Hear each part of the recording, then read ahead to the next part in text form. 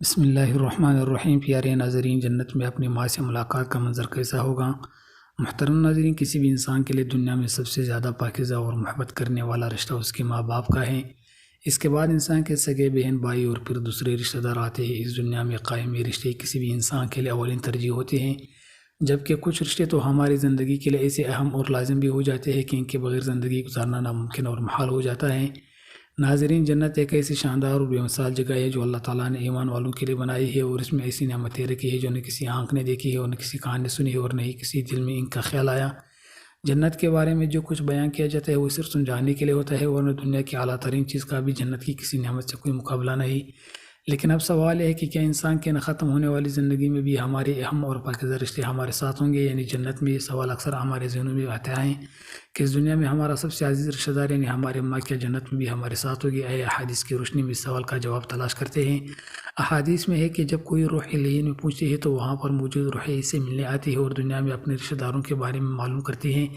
اس طرح سے جب کوئی انسان مرنے کے بعد علیین میں پہنچتا ہے تو اس کے رشتہ دار اس سے ایسے ملتے ہیں جسے کسی دور دراز سے آنے والے مسافر سے ملاقات کی جاتی ہے،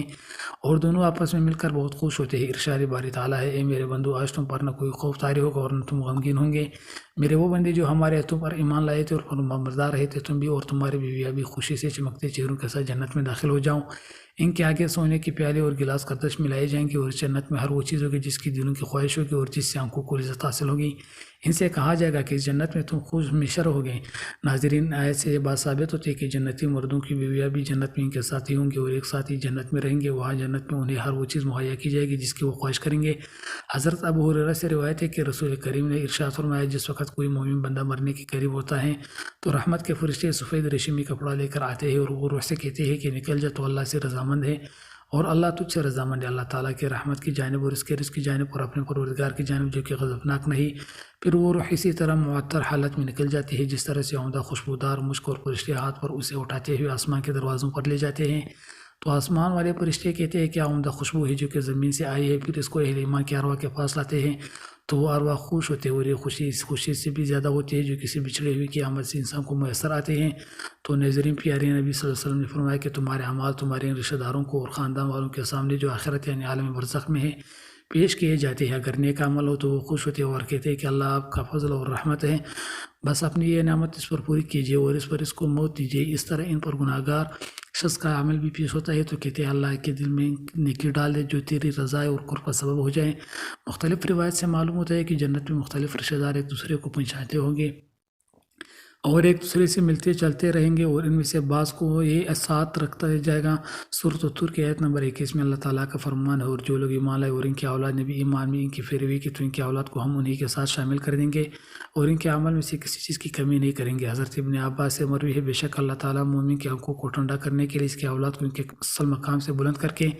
اس کے پاس اس کے درجے میں پہنچا دیں گے، اگرچہ یہ اولاد اپنے اعمال کے اعتبار سے اس درجے تک نہیں پہنچتی ہوں۔ پھر آپ نے یہ آیت تلاوت فرمائی، اور جو لوگ ایمان لائے اور ان کی اولاد نے بھی ایمان میں ان کی پیروی کی۔ اس سے معلوم ہوتا ہے کہ انسان کی اولاد کو اس کی خواہش کے مطابق ان کے ساتھ ہی رکھا جائے گا۔